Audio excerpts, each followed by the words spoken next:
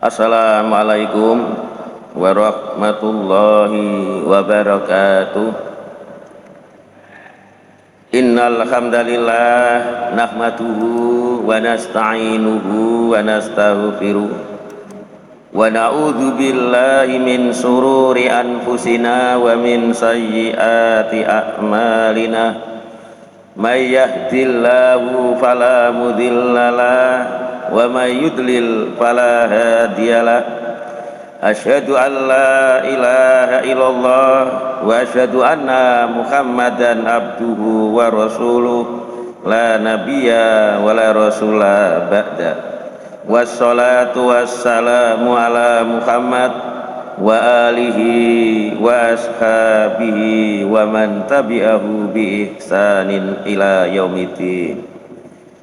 Bapak-bapak, ibu-ibu jamaah Masjid Agung ingkang minulya, alhamdulillah kula lan panjenengan sedaya saat menika tasih diparingi oleh Allah Subhanahu wa taala nikmat sehingga kita saged ngelampahi ibadah, kita saged thalabul ilmi. Sholawat wa salam mugi-mugi tetap tercurahkan dumateng Nabi kita Muhammad sallallahu alaihi wasallam, ugi keluarga-keluarganya, sahabat-sahabatnya, lan tiang-tiang ingkang selalu menegakkan dinul Islam sampai hari akhir. Malam menika Sabtu malam Ahad tanggal 13 September 2025 bertepatan dengan 21 Rabiul Awal 1447. Kita lajengaken tafsir surat Ar-Ra'd mulai ayat 23. A'udzu billahi minasy syaithanir rajim.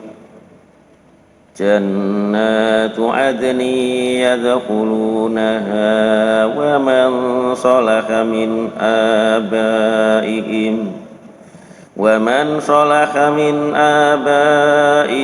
wa azwajihim wa dzurriyyatihim wal malaikatu yadkhuluna alaihim min kulli bab.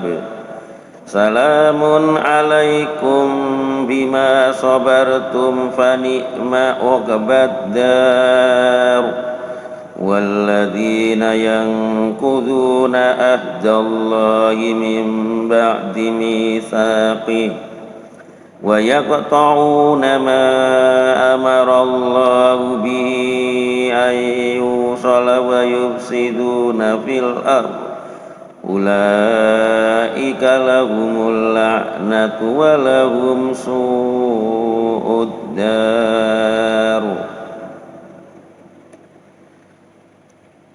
Jannatu Aden, yaitu surga-surga Aden, yadkhulunaha wa man shalaha min abaihim wa azwajihim wa dzurriyyatihim. Mereka akan masuk surga Aden, juga bapak-bapak mereka, mbah-mbah mereka, dan juga istri-istri mereka atau suami-suami mereka, dan juga anak cucu mereka. Wal malaikah, dan para malaikat, yadkhuluna alaihim, para malaikat masuk atas mereka, min kulli bab, dari tiap-tiap pintu. Jamaah ingkang mulya, jadi tiang-tiang ingkang disebutkan di ayat sakderenge niku orang-orang yang punya kecerdasan, yaitu mereka akan masuk ke dalam surga Aden, dan tidak hanya mereka, juga bapak-bapak, kakek-kakek atau nenek moyang mereka juga masuk, kalau memang mereka itu beramal solih, juga istri-istri mereka atau suami-suami mereka, dan juga anak cucu mereka. Jadi di dalam ayat ini, ketika orang itu masuk surga, itu ternyata hubungan dunia itu juga ada. Jadi hubungan dunia itu juga ada, sebagaimana di dunia itu seseorang pasti sangat senang jika keluarganya itu mendapatkan nikmat dunia, maka di akhirat juga orang-orang yang masuk surga itu akan merasa senang jika keluarganya itu masuk surga, dengan syarat bahwa keluarga tersebut orang yang beramal solih. Tetapi menawi seseorang itu punya keluarga, apa itu anak, apa itu istri, apa itu bapak, apa itu saudara, dan keluarga tersebut adalah orang kafir misalkan, maka tidak ada rasa kasihan bagi yang masuk surga. Jadi ketika keluarganya yang ahli maksiat, keluarganya yang kafir itu masuk neraka dan dirinya masuk surga, maka masuk nerakanya keluarganya tersebut tidak mengurangi kenikmatan dia masuk surga, dan akan dihilangkan Allah rasa kekeluargaan terhadap orang yang masuk neraka. Ya kalau kita misalkan di dunia kita hidup senang, sementara ada anak kita atau saudara kita hidupnya susah, itu akan mempengaruhi kesenangan kita. Tetapi di surga itu tidak. Ya di surga tidak. Jadi tidak ada hubungan apabila masuk neraka, kecuali yang masuk neraka itu masih bisa memungkinkan masuk surga, yaitu orang mukmin yang melakukan maksiat kemudian dia masuk neraka, maka keluarganya yang masuk surga jika memang telah memungkinkan untuk bisa menolong, maka akan menolong. Ada rasa kekeluargaan jika memang ada harapan masuk surga. Jadi di sini ayat ini menyebutkan keluarga-keluarganya masuk surga, itu menunjukkan ada hubungan. Orang masuk surga itu ada rasa senang ketika keluarganya juga masuk surga. Tidak hanya keluarga, bahkan teman sekalipun itu juga akan merasa senang jika temannya itu masuk surga. Dan ketika temannya masuk neraka, terus ada kemungkinan temannya itu setelah masuk neraka masuk surga, maka teman yang masuk surga akan berusaha bagaimana supaya temannya yang masuk neraka itu bisa masuk surga. Ini bagi teman orang mukmin. Kalau teman yang kafir, maka tidak ada rasa teman. Di hadis diriwayatkan oleh Imam Muslim dan ahli hadis yang lain, juga Imam Bukhari, itu disebutkan begini: idza khalasal mu'minuna minan nar yaumal qiyamah, apabila orang mukmin itu telah selamat dari neraka.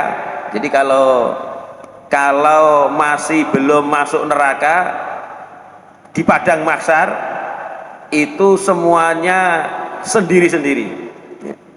Jadi tidak ada, walaupun dengan anak, dengan saudara, sama-sama muslim, itu tidak ada rasa sama sekali. karena di waktu itu urusan yang dihadapi memang sangat luar biasa. Tapi ketika sesudah di padang mahsyar, kemudian melewati jembatan Sirat dan masuk surga, baru kemudian mereka akan mencari keluarganya yang memungkinkan masuk surga, mencari temannya yang memungkinkan masuk surga walaupun masuk neraka. Ya, disebutkan di hadis ini ketika orang-orang mukmin itu telah selamat dari neraka, sudah selamat menyeberangi Sirat, maka kata Rasulullah, fama mujadalatu ahadikum li sahibi, tidak ada pembelaan seorang mukmin untuk temannya, bi asadda mujadalatan lahu minal mu'minin li rabbihim fi ikhwanihim alladzina udkhilun nar. Tidak ada seorang mukmin yang membela temannya, yang membela keluarganya melebihi pembelaan seorang mukmin terhadap temannya dan keluarganya di hadapan Allah Subhanahu wa taala ketika temannya itu masuk neraka. Ini masuk nerakanya memungkinkan untuk masuk surga. Jadi dengan syarat memungkinkan. Kalau teman-temannya itu kafir, maka tidak ada pembelaan, tidak ada rasa teman, itu dihilangkan Allah. Kalau keluarganya kafir, tidak ada rasa kekeluargaan, dihilangkan rasa kekeluargaan. Maka orang ini kemudian ngomong di hadapan Allah, Rabbana ikhwanuna kanu yusalluna ma'ana, wahai Tuhan kami, yang kau masukkan ke dalam neraka itu adalah teman-teman kami yang mereka itu sholat berjamaah bersama kami, wa yasumuna ma'ana, mereka juga puasa bersama kami, wa yahujjuna ma'ana, mereka juga haji bersama kami, mereka buka bersama kami, mereka tolabul ilmi bersama kami. Maka kata Allah, idhabu, pergilah, faman wajadtum fi qalbihi misqala dinar, maka carilah orang yang engkau dapati, orang yang engkau kenal yang memiliki iman sebesar 1 dinar. Jadi dicari keimanan mereka yang memungkinkan mereka bisa ditolong ya. Jadi seorang teman yang masuk surga itu bisa menolong temannya yang masuk neraka, asal yang masuk neraka ini itu memungkinkan untuk diselamatkan. Kalau tidak ada temannya yang masuk surga, maka dia akan berada di dalam neraka lebih lama. Berhubung dia punya teman yang masuk surga, maka temannya yang masuk neraka, yang sudah mencicipi neraka dan mestinya masih tinggal lama di neraka, itu bisa ditolong. Jadi yang ditolong yang punya imannya agak tinggi 1 dinar, itu ditolong, dicari, maka dikeluarkan dari neraka. Setelah mencari iman teman dan keluarganya yang sebesar 1 dinar, setelah itu dicari ya, idhabu faman wajadtum fi qalbihi misqala nisfi dinar. Setelah 1 dinar, iman temannya dan keluarganya sebesar 1 dinar ini diambil dari neraka. Kemudian dia cari lagi iman yang di bawahnya separuh dinar, dicari, dikeluarkan. Setelah itu dicari lagi misqala dzarrah min iman, sebesar biji sawi, sebesar sesuatu yang sangat kecil imannya sebesar debu, dicari dikeluarkan. Di hadis yang lain itu disebutkan sampai-sampai ada satu orang mukmin itu bisa mengeluarkan orang yang mestinya masih tinggal lama di neraka, itu dikeluarkan sebanyak satu kampung. Jadi ada yang sebanyak satu kampung yang mestinya masih lama tinggal di neraka, ya, walaupun juga nanti akan masuk surga tanpa ditolong, tetapi masih lama, itu bisa ditolong oleh orang-orang mukmin. Dan orang-orang mukmin ini akan mendahulukan keluarganya. Jadi keluarganya, anaknya yang masuk neraka yang punya iman akan dia tolong, atau sebaliknya seorang anak yang bapak dan ibunya masuk neraka yang punya iman, dia akan keluarkan dari neraka. Maka semakin banyak teman, maka semakin mudah untuk minta tolong nanti di hari kiamat. Ini bagi orang yang punya iman. Tetapi bagi orang yang tidak punya iman, yang tidak di penjelasannya ulama ini masuk hadis, tetapi hadis ini adalah hadis palsu, dan ini hanyalah penjelasan daripada ulama, ya, bukan hadis. Ya, idza dakhala rajulu al jannata, apabila seorang itu masuk surga, sa'ala an abawaihi wa zaujatihi wa waladihi, dia akan bertanya kepada Allah. Jadi ada seorang mukmin masuk surga, dia mencari bapaknya, ibunya kok tidak ada. Dia mencari istrinya kok tidak ada di surga. Dia mencari anaknya juga tidak ada di surga. Dia mencari saudaranya juga tidak ada di surga.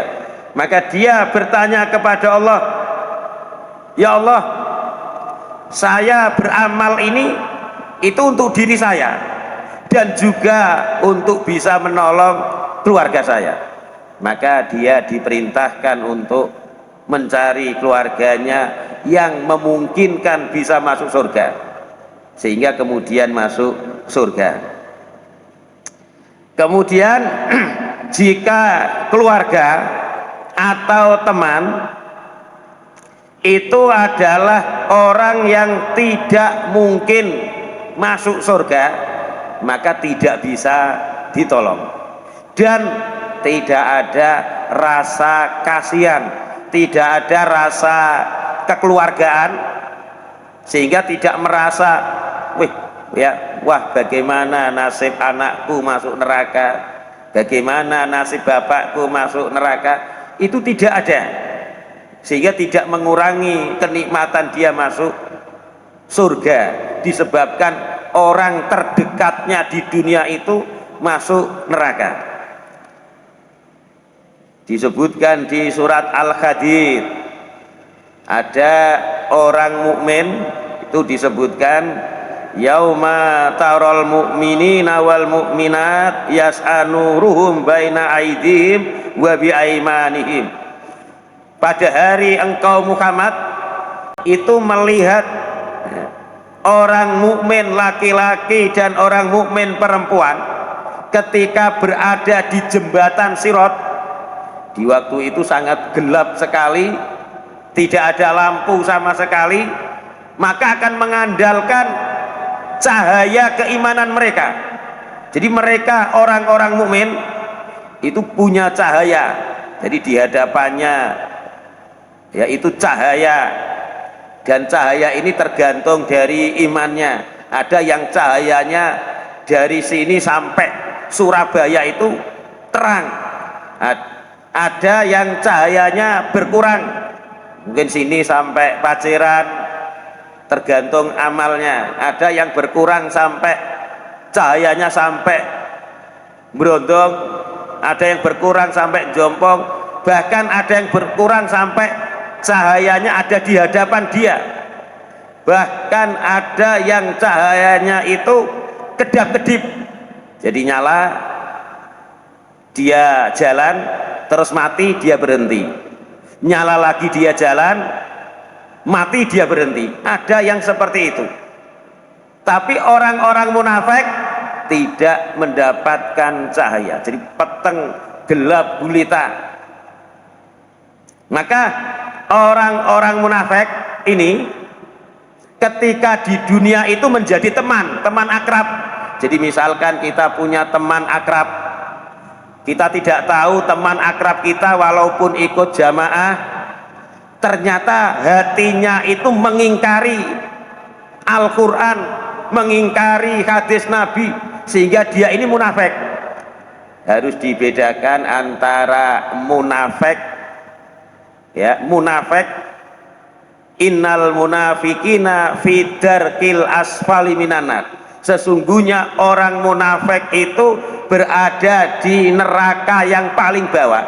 Itu harus dibedakan dengan ayatul munafik salasah. Tanda orang munafik itu 3. Apabila dia berbicara dia bohong, apabila dia diamanati dia khianat, apabila dia berjanji dia mengingkari. Ini harus kita bedakan. Ketika ada seseorang mukmin dia suka berdusta, maka dia hanya ada tandanya orang munafik, tetapi dia bukan orang munafik sebagaimana munafik yang diancam masuk neraka, dan nerakanya jauh lebih bawah daripada nerakanya orang kafir. Jadi munafik yang ini neraka paling bawah itu munafik iktiqadi. Lahirnya ya ketunan, ya ketunan, ya bahkan kadang-kadang pengajian, tetapi jiwanya ini sangat membenci Al-Quran, sangat membenci Rasulullah. Maka inilah yang disebut munafik iktiqadi. Dia sebenarnya kafir, hanya dibungkus dengan wajah-wajah Islam. Tapi kalau tanda-tanda orang munafik ini 3, yaitu ketika ada orang yang suka berbicara bohong, ada orang yang suka berjanji dia ingkari, ada orang yang diberi amanat dia khianat. Orang ini masih mukmin. Ketika orang ini masuk neraka, maka nerakanya tidak paling bawah dan dia memungkinkan masuk surga. Beda dengan munafik iktiqadi, itu adalah di neraka selama-lamanya. Jadi harus dibedakan supaya tidak ngomong, misalkan ada orang ya yang ngomong kok budu janji diingkari, terus kita mudah mengatakan dia munafik sebagaimana munafik yang diancam masuk neraka. Ini salah kaprah ya. Jadi munafik itu adalah munafik kafir ya, yaitu masuk neraka paling bawah. Dan di surat Al-Hadid ini ya, ini munafik iktiqadi, munafik wajahnya Islam, hatinya kafir ya, hatinya kafir walaupun dia berjanji menepati. Yauma yaqulul munafiquna wal munafiqat lilladzina amanu, pada hari orang-orang munafik laki-laki dan orang-orang munafik perempuan itu berkata kepada orang-orang mukmin. Jadi sama-sama wajahnya Islam, kita misalkan sholat berjamaah, tapi mudah-mudahan insya Allah tidak ada yang namanya munafik iktiqadi ya di daerah kita. Karena munafik iktiqadi itu biasanya adalah orang itu sangat membenci Islam dan dia wajahnya ikut sholat itu adalah dalam rangka menyelidiki kelemahan orang Islam. Jadi insya Allah di daerah kita tidak ada munafik iktiqadi. Munafik ini itu ikut taklim, ikut sholat berjamaah, kemudian pada hari kiamat di jembatan Sirat itu dia melihat orang-orang mukmin temannya dulu di dunia itu mendapatkan cahaya, maka dia ngomong, unduruna naktabis min nurikum. Mungkin nyeluk jenenge Ahmad misalkan, Ahmad, enteni aku, tunggulah aku supaya aku bisa berjalan bersama-sama kamu dan saya mendapatkan cahaya sebagaimana cahayamu itu. Maka ketika itu orang-orang mukmin itu kemudian ngomong, irji'u wara'akum, balik ke belakang, berarti jangan kamu mengikuti aku, faltamisu nuron, golek diwe cahaya. Kemudian orang-orang mukmin iki ngomong apa, orang-orang munafik iki ngomong ngilingno nok dunya, alam nakum ma'akum, bukankah kami dulu itu bersama kalian.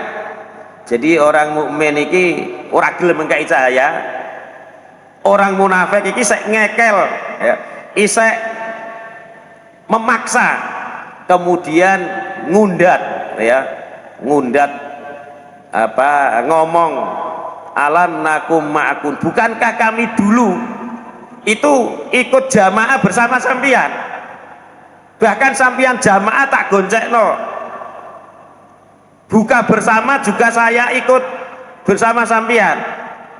Maka orang-orang mukmin iki ngomong, bala benar, pancen sampian iku ya dhisik salat berjamaah mbek aku, ya saling melaku bareng, ya goncekan sepeda, walakinnakum fatantum anfusakum, akan tetapi kalian telah menfitnah diri kalian, watarobastum, dan kalian selalu menunggu-nunggu, ingin taubat tidak taubat, wartabatum, dan kalian ragu-ragu, wa gharratkumul amani, dan memperdaya kalian angan-angan kalian.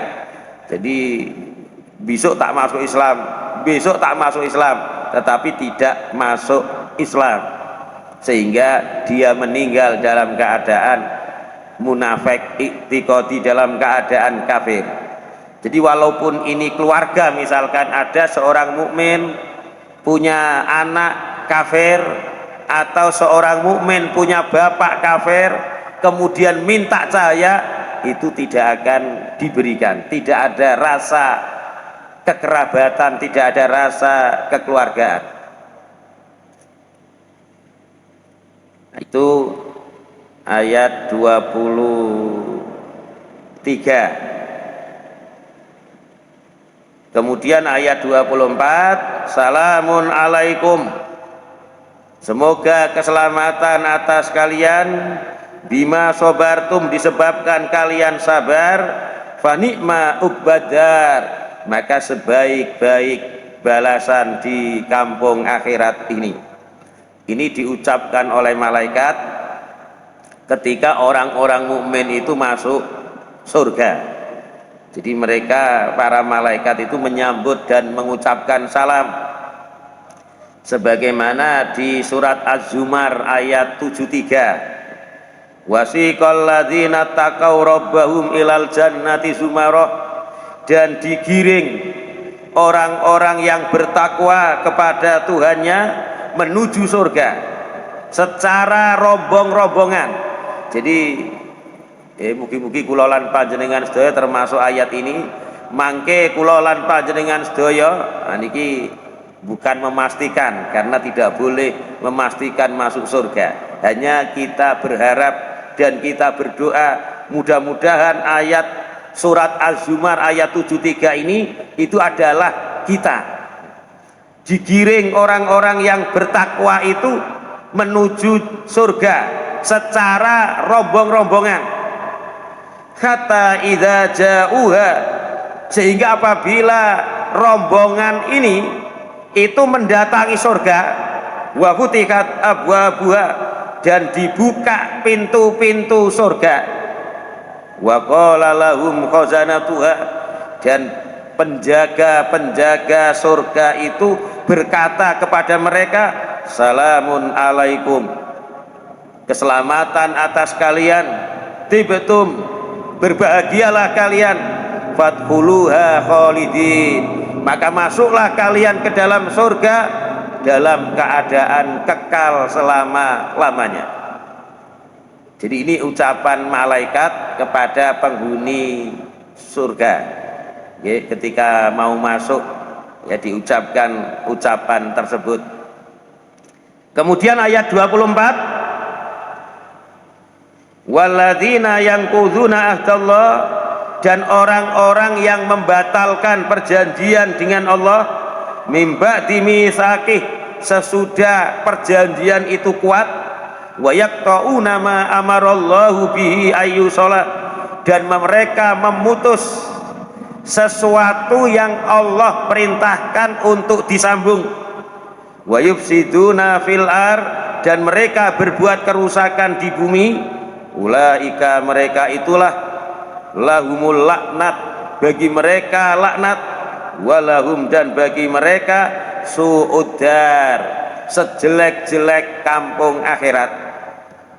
Jadi ini kebalikannya, supaya jadi ketika kita Al-Quran membicarakan tentang kenikmatan surga, membicarakan tentang orang-orang yang masuk surga, maka kemudian Al-Quran membicarakan tentang orang-orang yang masuk neraka, supaya yang masuk surga ini itu merasa melihat perbedaan, sehingga kedudukannya di surga itu suatu nikmat yang luar biasa.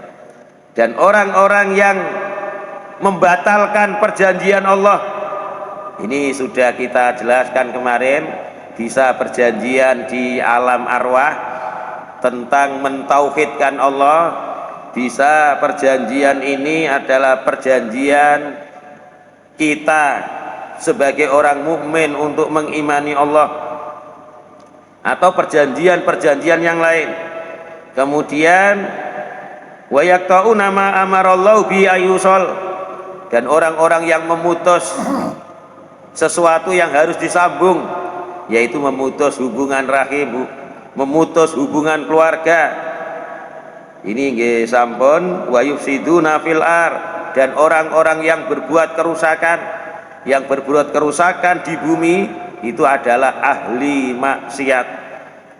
Mereka itulah mendapatkan laknat, dan bagi mereka adalah kampung akhirat yang sangat jelek, kampung akhirat yang sangat menyiksa. Kemudian ayat 26, Allahu yabsutu rizqa, Allah membentangkan rizki, memberikan rizki, gelar rizki, lima yasa, kepada orang yang Allah kehendaki, wa yakdir, dan Allah menyempitkan rizki kepada orang yang Allah kehendaki, wa farihu, dan mereka orang-orang yang tidak beriman itu bergembira fil hayatid dunya, dengan kehidupan dunia, dan melupakan kehidupan akhirat, wa mal hayatud dunya fil akhirah, dan tidaklah kehidupan dunia dibanding kehidupan akhirat illa mata, kecuali hanya kesenangan yang sangat sedikit. Di ayat ini pertama disebutkan Allah meluaskan rizki kepada orang yang Allah kehendaki, wa yakdir, dan Allah menyempitkan rizki kepada orang yang Allah kehendaki. Maka kita lihat ketika Allah membentangkan, meluaskan rizki, melimpahkan rizki kepada orang yang Allah kehendaki, di sini disebutkan dua hal. Pertama, pemberi rizki yaitu Allah disebutkan. Jadi Allah memberikan nikmat sehat kepada orang yang Allah kehendaki, Allahnya disebutkan, dan orang yang diberikan nikmat Allah juga disebutkan. orang yang diberikan jabatan, orang yang diberikan harta. Di sini Allah menyebutkan dirinya sebagai pemberi dan menyebutkan lima yasa, orang yang diberi. Tetapi wayakdir, dan dia membatasi rizki. Di sini tidak disebutkan siapa yang membatasi rizki, tidak disebutkan nama Allah, juga tidak disebutkan lima yasa, orang yang Allah kehendaki untuk dibatasi rizkinya. Ini menunjukkan suatu adab, bahwasanya ketika dalam hal-hal yang baik disebutkanlah Allah, dalam hal-hal yang baik pemberi nikmat. Tapi ketika Allah mencabut nikmat tidak disebutkan, untuk menjaga kesucian Allah, walaupun sebenarnya semuanya itu ada hikmah-hikmahnya. Yang kedua, bahwasanya orang yang Allah berikan rizki dengan yang Allah tidak berikan rizki, orang yang dilimpahkan rizkinya oleh Allah dengan orang yang dibatasi rizkinya, itu sama sekali tidak menyangkut ketakwaan kepada Allah. Jadi maka salah. Nah, ini kita lanjutkan yang akan datang. Subhanaka Allahumma bihamdika asyhadu an la ilaha illa anta astaghfiruka wa atubu ilaik. Wassalamualaikum warahmatullahi wabarakatuh.